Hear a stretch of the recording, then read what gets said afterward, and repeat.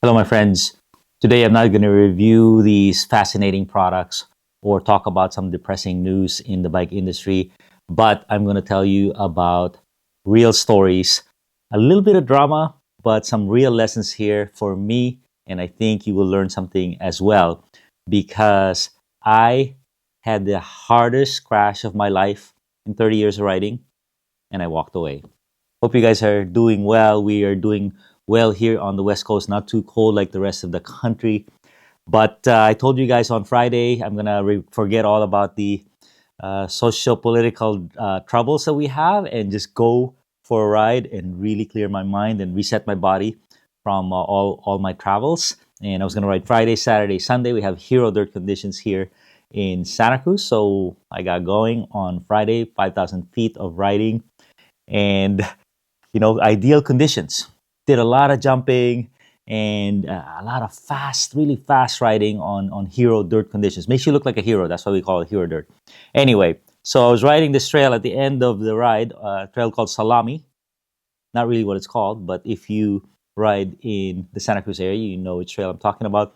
So it has a lot of these berms, a lot of these swoopy uphill. You go up the hill and then you go down and G out and turn left. So it does that a few times. It's a crazy sensation because the G forces are so big and they will shoot you up on the subsequent uphills. On the last one, I said I'm going to go for it.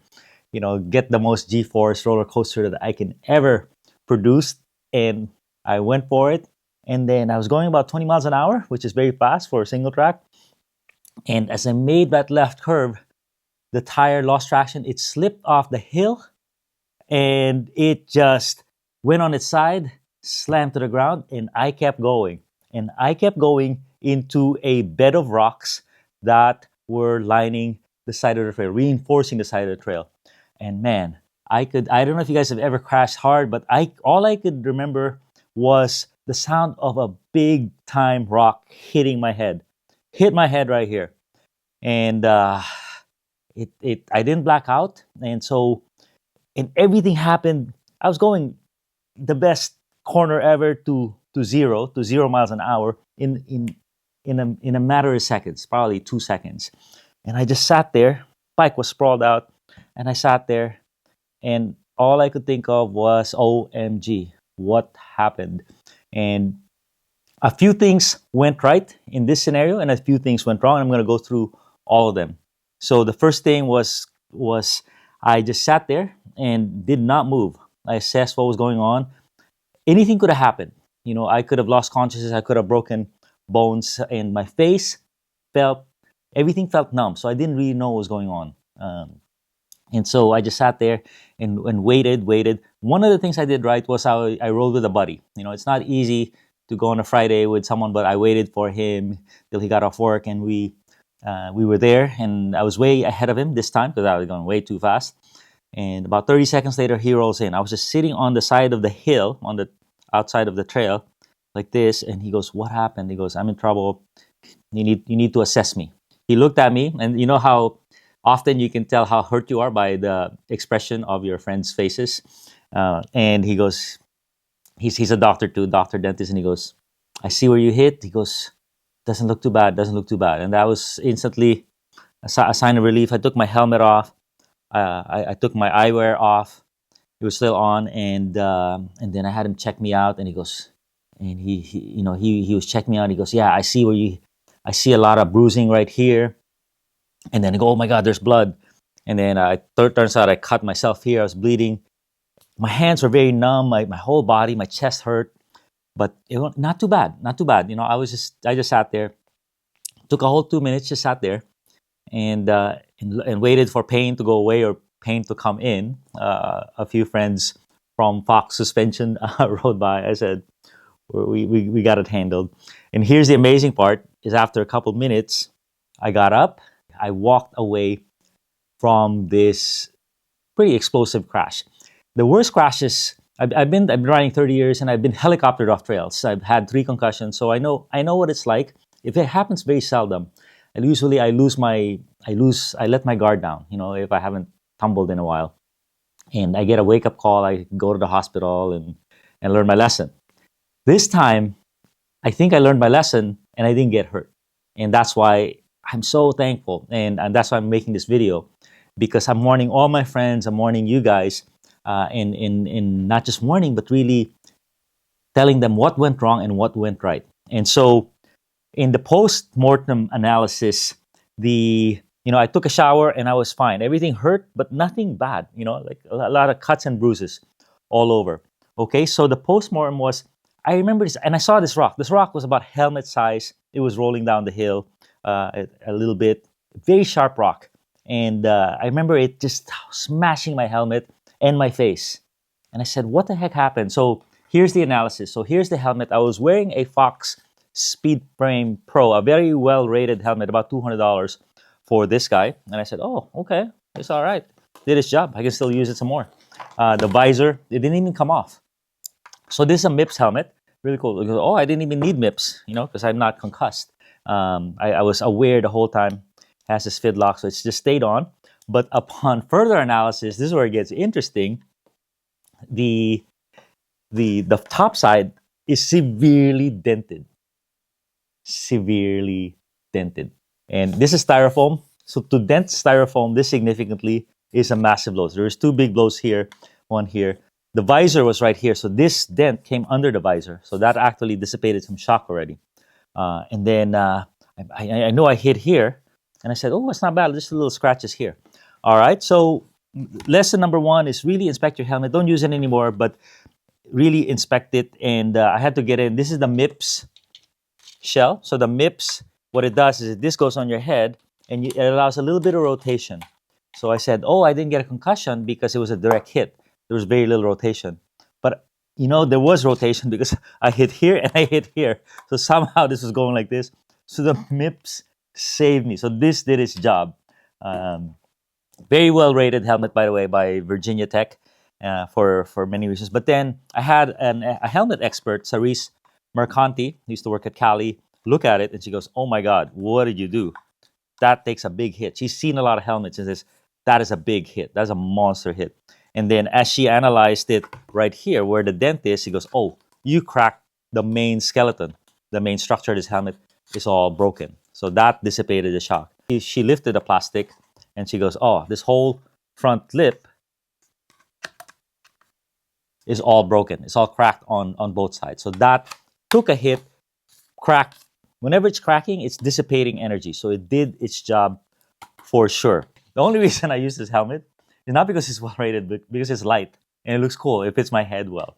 So I'm so thankful I was actually wearing one of the best half-lid, half-shell helmets available today. I've been wearing full-face helmets and goggles a lot, but only when I'm jumping. I don't realize that the biggest danger is when I'm going fast.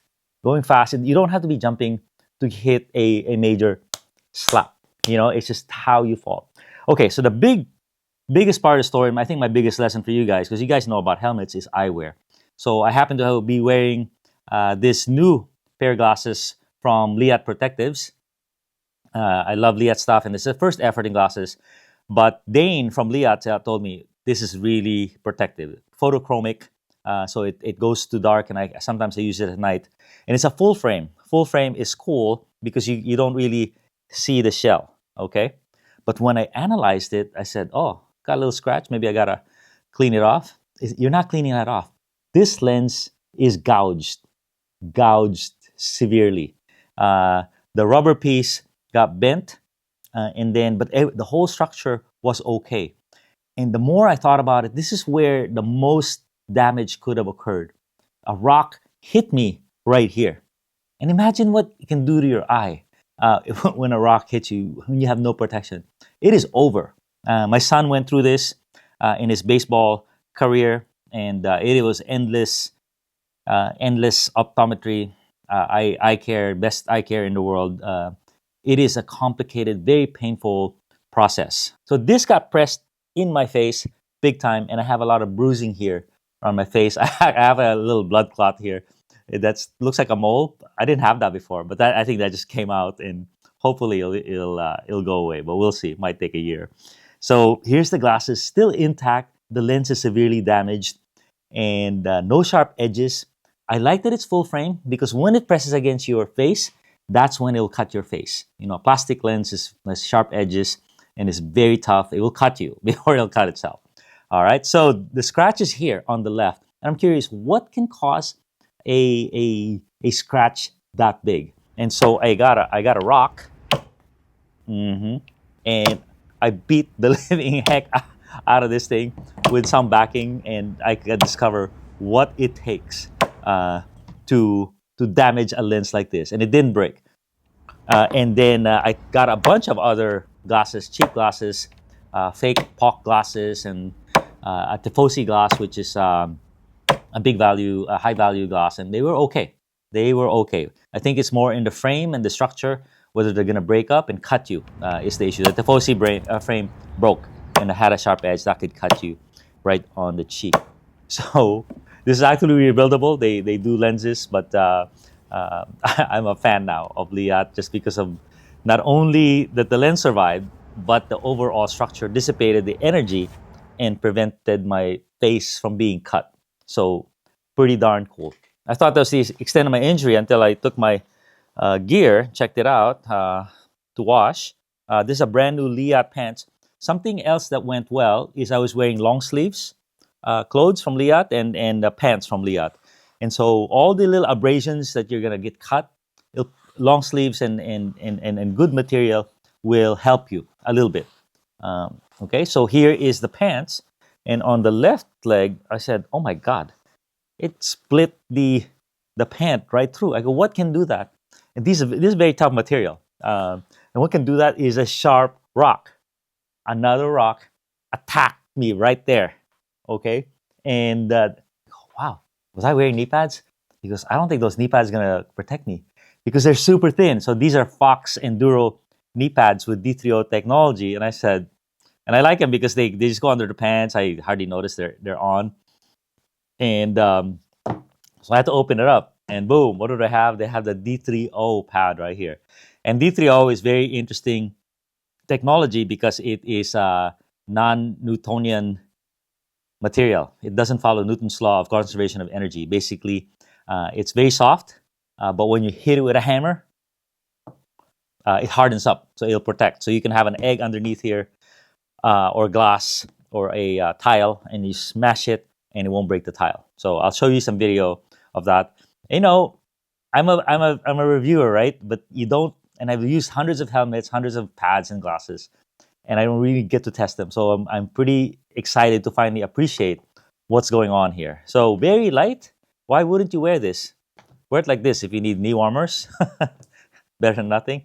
And then, like, you know, this is a good pad, and it stays in place. So a godsend. So that's where it all went right. You know, not only did I walk away from it, I rode on Saturday and Sunday. I had a lot of people to meet. I had a lot of bikes to test. So I was able to get that opportunity. And I had to make sure there was no headache, that I wasn't concussed. I had a lot of, soft tissue stiffness. I knew it was going to happen. Anytime you slap the ground, your body just compresses. And then when you're healing, you know, you're just sore all the time. So I had my routine of Motrin 600 every 6 hours, and that really works for me. A lot of fluids, a lot of good diet, and that works for me. Where it went wrong was I should have been wearing my full face helmet, which I will be doing now for the next 3 to 6 months, because I have some that are very light. The Fox Pro Frame. Also, I have this from Liat. This has their D3O type technology called Real Flex, and it's very light. So super cool. I don't wear, this is a jacket that has your shoulder pads. My shoulder got hit, elbow pads. Luckily, my elbows didn't get hit, but it's like wearing nothing. And then it's modular. You can couple with this. And I don't wear this because I don't like how it rides up on the back of my head. But it turns out, now that I'm expecting all my safety gear, it turns out this thing is modular too. You know, this pad can be taken off, and this is going to be super comfortable without this thing protecting the very back of your neck. So you have options. Invest in equipment that gives you options. This is a $200 helmet. It turns out I have this helmet, and this is way better, but I only ride it because it's heavier than this.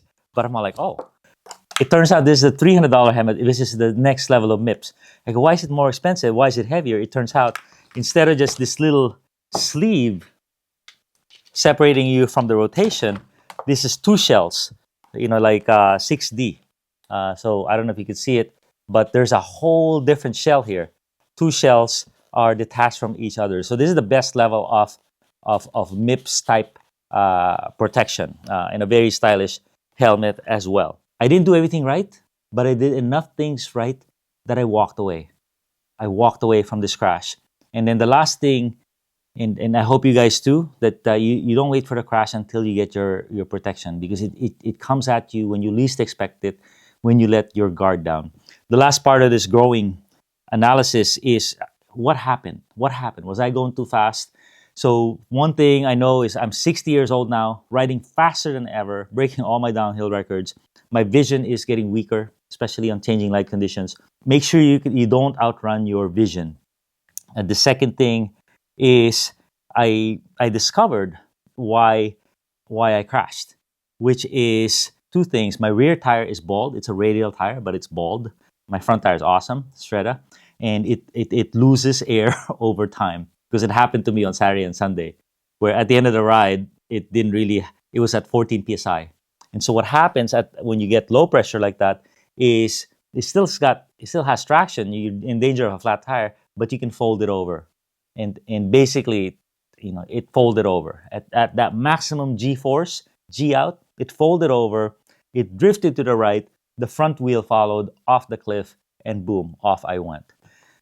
I dodged a bullet. I dodged a 3-month, 6-month layoff from the bike, which some of my friends have gone through already. Hero dirt.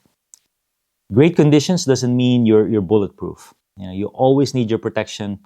Sometimes great conditions mean you have put more stress on your tires and your traction. You need to run higher pressure, and really need that protection, because your problem, you might have more risk.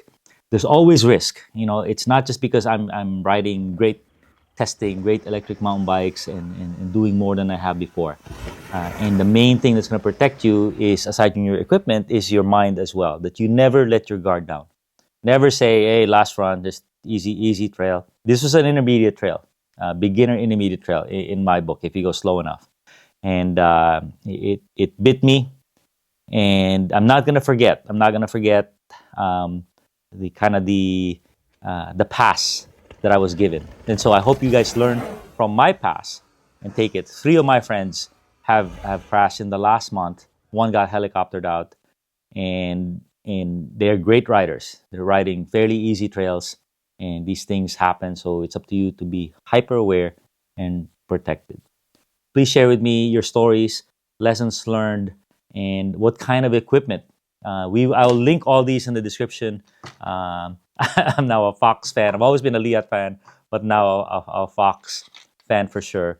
But let's share some links and some equipment that can help protect us, but without getting in the way of our enjoyment of our wonderful sport. Thank you very much.